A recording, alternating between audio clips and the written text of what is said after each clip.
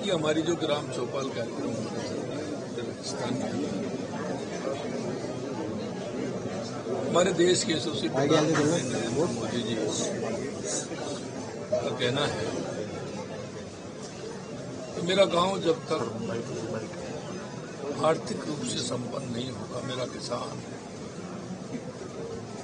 महिला, युवा, मजदूर,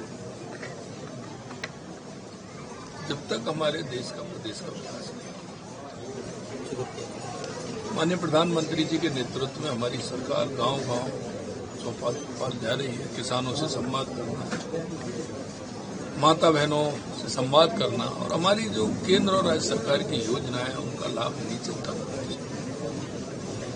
आप सभी देख रहे हैं कि जिस तरह से हमारी सरकार की योजनाएं हैं उनका लाभ हमारे किसानों को, मजदूरों को, महिलाओं को, युवाओं को उसका मिले।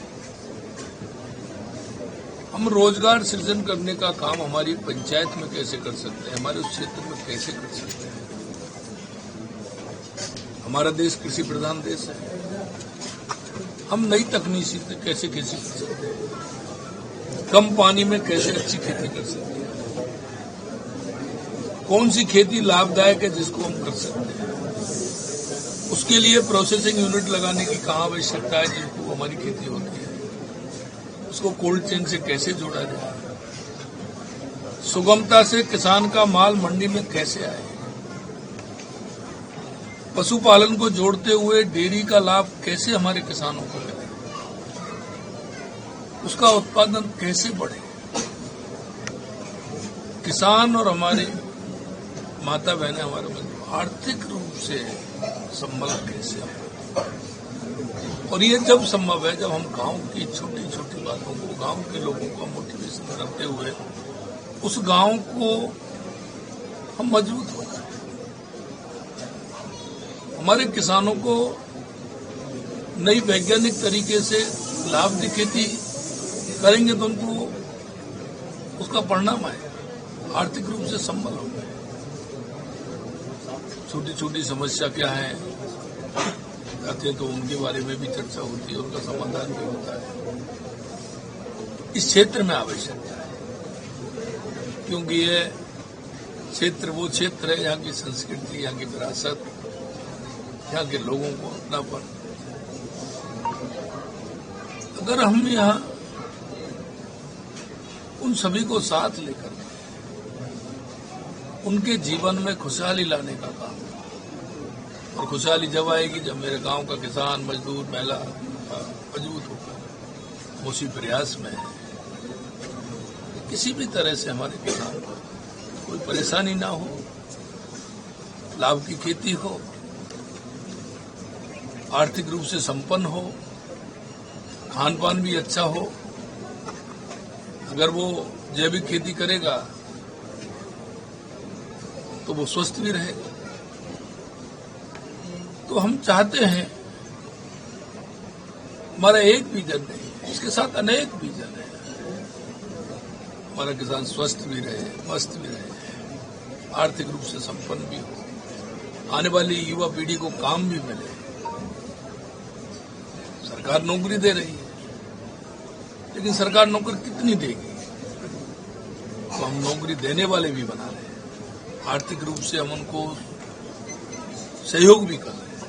और इसलिए मैं हमेशा कहता हूं कि देश के यशस्वी प्रधानमंत्री नरेंद्र मोदी जी के नेतृत्व में 2014 के बाद क्या हमारे गरीब कल्याण की योजनाएं हो, चाहे विकास की योजना है, वो जिस तरह से आगे बढ़ रही हैं, हम चाहते हैं कि वो और आगे बढ़े, उन योजनाओं का फायदा आम जन तक पहुंचे, गरीब तक पहुंचे, मजदूर तक पहुंचे, किसान तक पहुंचे, तो उसका वो लाभ ले और अपने जीवन स्तर को सुधारे। भजन साहब, भाई साहब, मैं कह रहा हूँ राजस्थान की गारंटी भजनलाल सरकार, राजस्थान की गारंटी भजनलाल सरकार, इस तरीके का मोमेंटम है राजस्थान। देखिए, मैं एक बात कहना चाहता हूँ, सरकार योजनाएं बना सकती है, आर्थिक रूप से संबल दे सकती है, लेकिन समाज का भी दायित्व बनता है कि उन योजनाओं का लाभ नीचे तक, आम जन तक पहुंचाए। आम जन तक जब उसका लाभ पहुंचेगा तो निश्चित रूप से सरकार की योजनाओं का लाभ नीचे तक जाएगा और हमारा आर्थिक रूप से हमारे मजदूर किसान सभी आगे बढ़ेंगे। पलायन है और नशे की लत ज्यादा है और महिलाएं भी काफी परेशान है इस क्षेत्र में। इस दो क्षेत्रों के लिए अगर कोई खास उपलब्धि मिले सर तो यहाँ जनजातीय अंचल में काफी सुधार होगा। आपने महिलाओं ने भी संवाद किया, काफी चीजें यही सामने आती है सुधार के लिए। देखिए, मैंने कल भी महिलाओं से संवाद किया था और मैंने नीचे तक उन सभी बहनों से संवाद किया है। मैंने हमारे जो डीलर हैं हमारे, उनसे भी मैंने संवाद किया है। मैंने युवाओं से भी संवाद किया है। नशा नाश का प्रतीक होता है।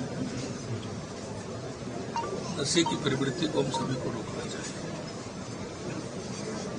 और ये गांव के जो हमारे वरिष्ठ हमारी माता बहन, इसमें सभी को आगे आना चाहिए।